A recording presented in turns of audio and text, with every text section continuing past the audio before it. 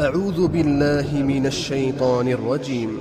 قل الحمد لله وسلام على عباده الذين اصطفى الله خير أما يشركون أمن خلق السماوات والأرض وأنزل لكم من السماء ماء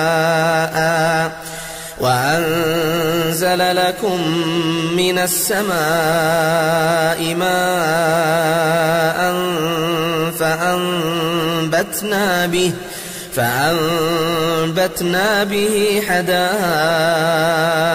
ذات بهجة ما كان لكم أن